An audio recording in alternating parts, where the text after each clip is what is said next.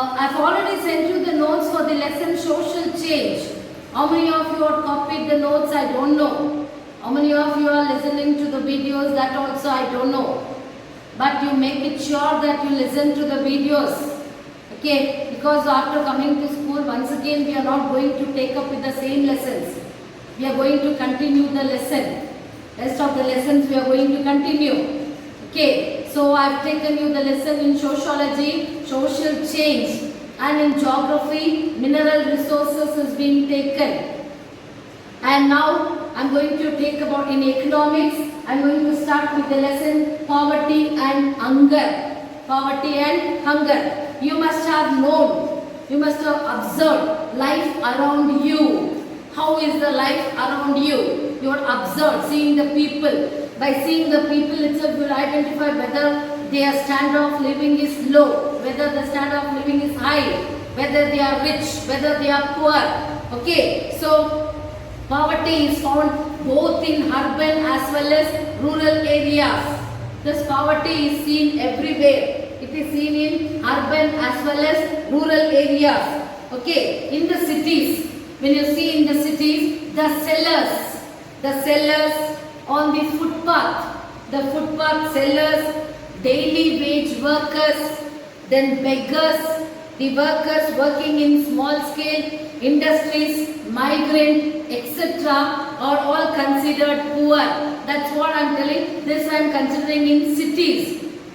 These people, the migrant, those people working in the small industries, or the footpath sellers, those who sell the things, vegetables and other things on the footpath, those who are working in the household work, those people are considered as poor in cities. But whereas this one in rural areas, the landless agricultural laborers, the landless, those who don't have their own land, or they'll be having little patch of land, who will work under somebody else for their daily wages.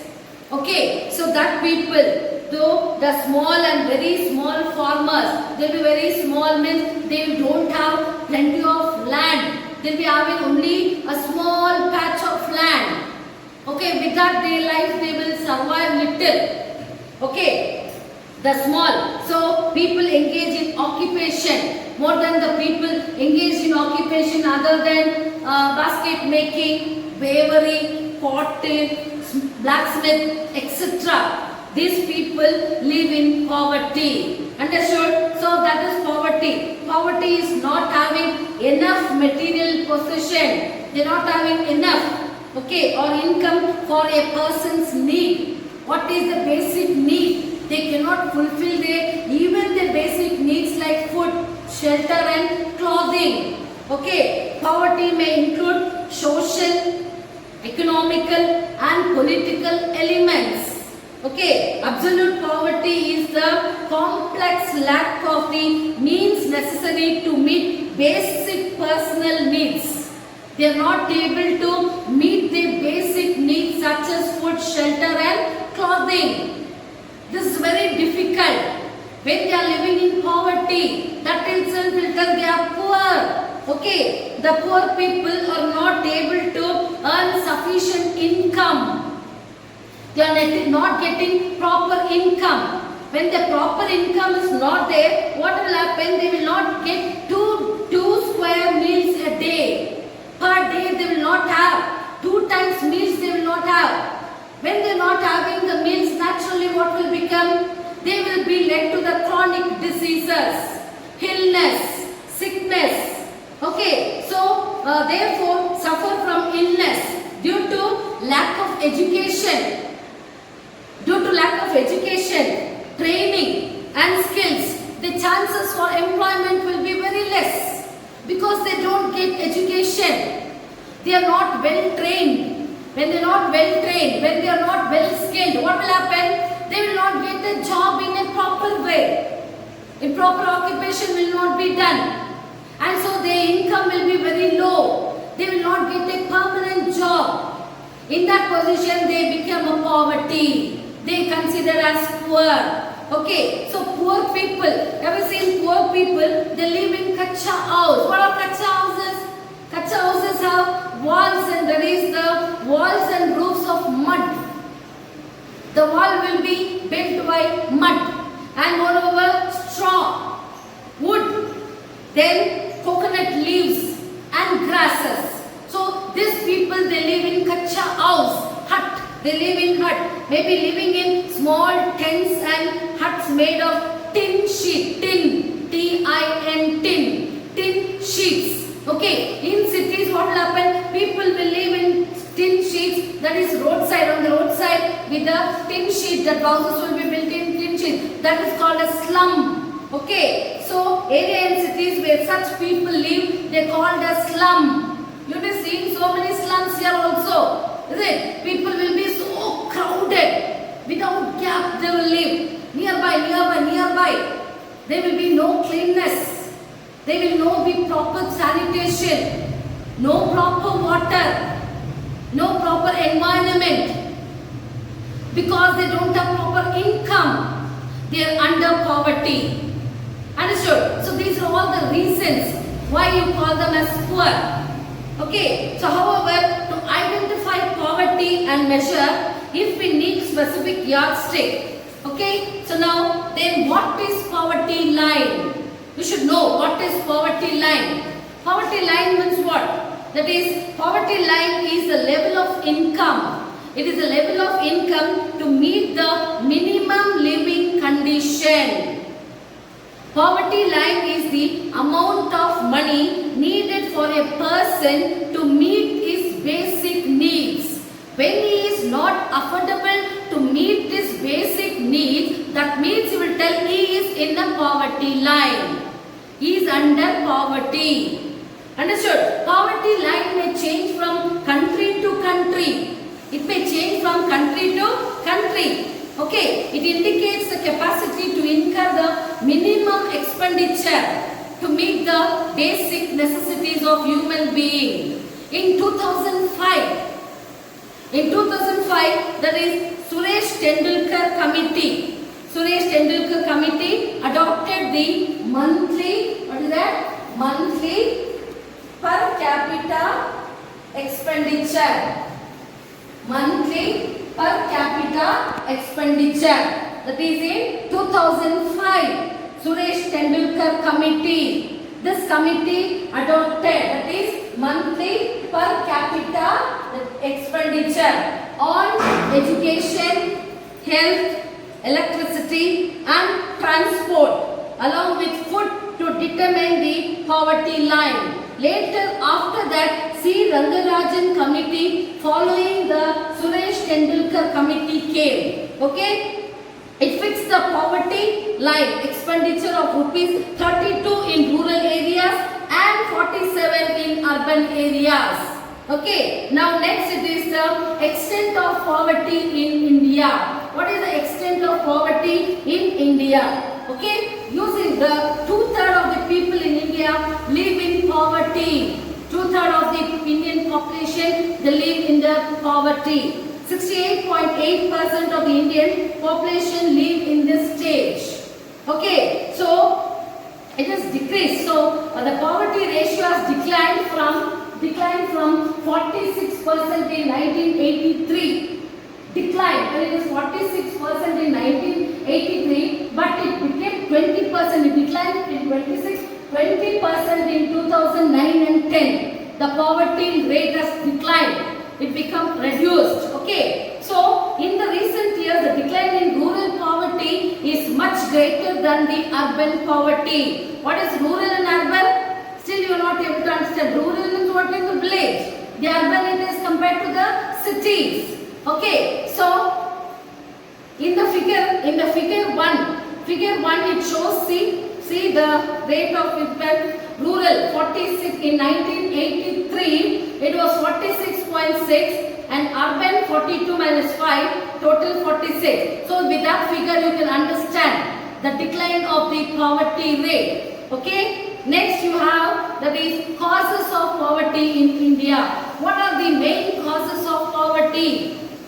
Okay, poverty main cause. Why does this poverty happen? Okay, the main reason is that India is populated, rapid increase in population. When the population is increasing, India's population was 84.63 crores in 1991. In 1991, it was 84.63 crores, but became 102.85 crores in 2001. Okay, this pressure of population proves hindrance in the way of economic development. Why there is a rapid increase in population? Rapid overpopulation. What do you mean by overpopulation? Overpopulation means an undesirable condition where the number of the existing human population exceeds the actual carrying capacity of earth. Okay, exceeding capacity of the earth. Earth will not be able to carry, overburdened with population, human beings. Okay, so there are so many causes for the overpopulation. That is, one will tell reduced mortality rate. Reduced mortality rate. Why the rate is reducing? Because of better medical facilities.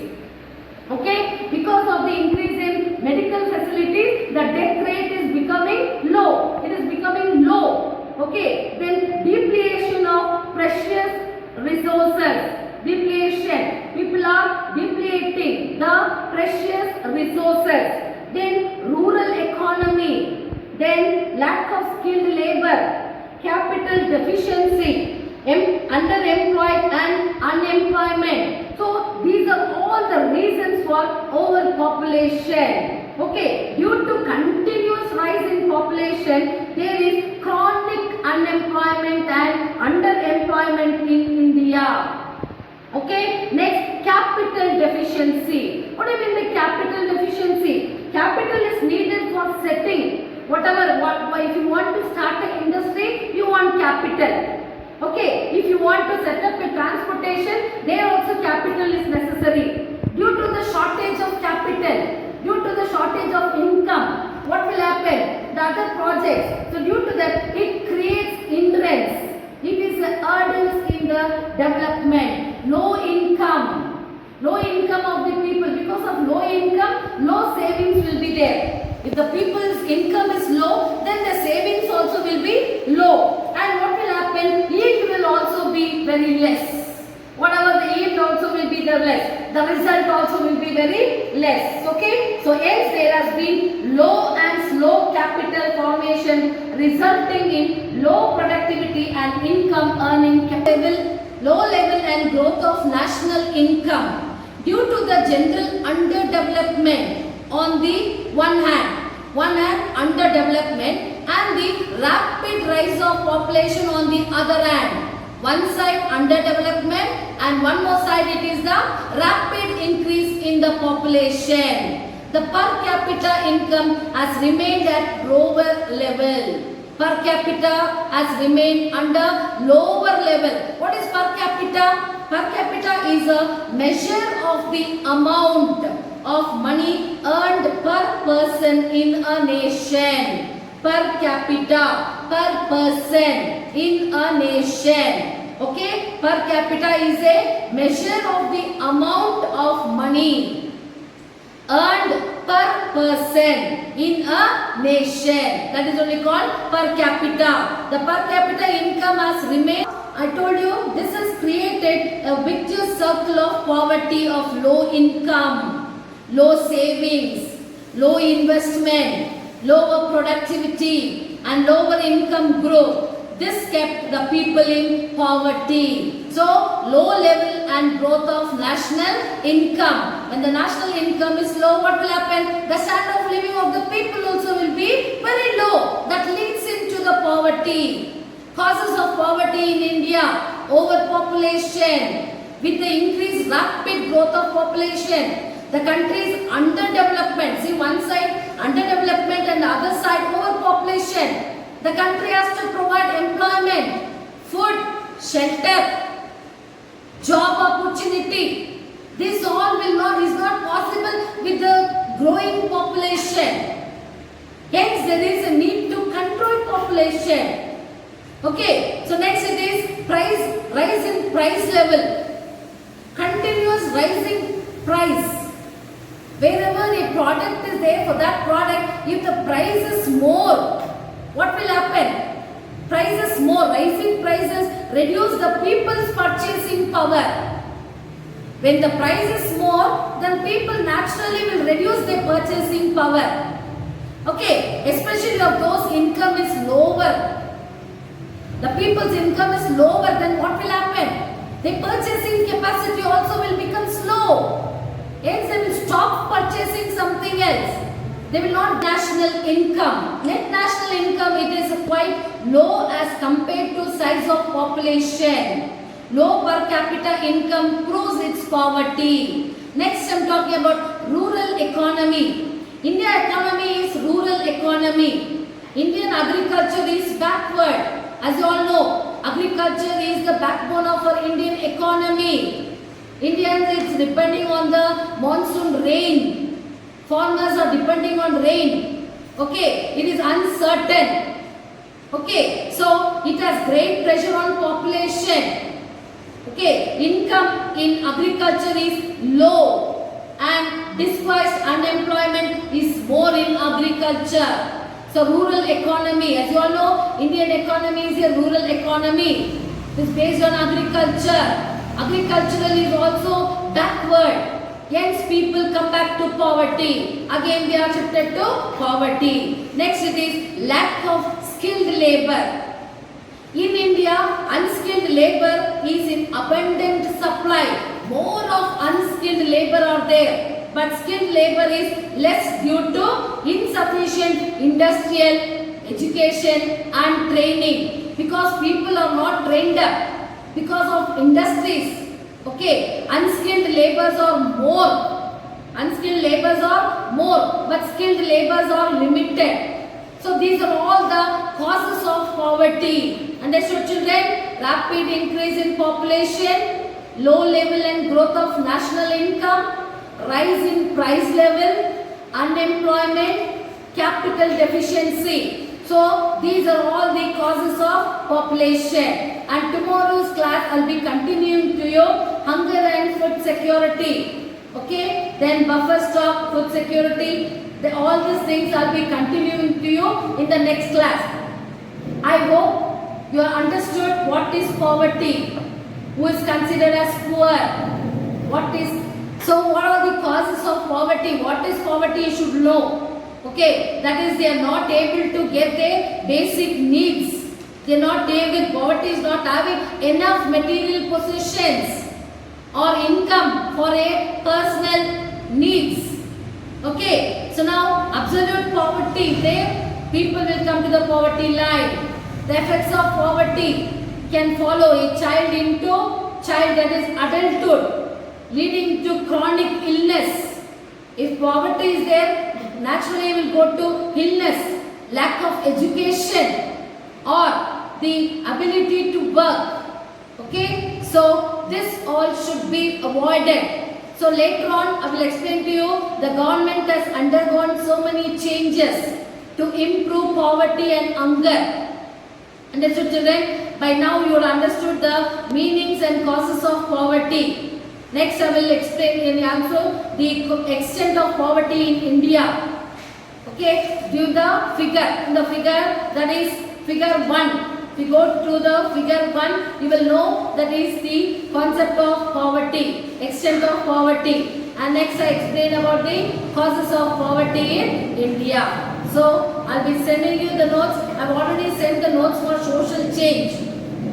I have already sent you the notes for the lesson social change. And today I will be sending you the notes for the lesson mineral resources. And maybe tomorrow, after the completion of this lesson, poverty and hunger, I will be sending you this notes. Okay, so for whatever notes I have given you, complete it in your classwork. Children, first of all, you do your admission. Okay, when you do your admission only, you will be getting your textbooks as well as your notebooks. And you can start learning. When I am explaining the lesson, you can open your textbook and go through along with me. Okay, children. So I hope you will do your admission and take your notebooks from the office and start writing your notes. Okay, thank you children.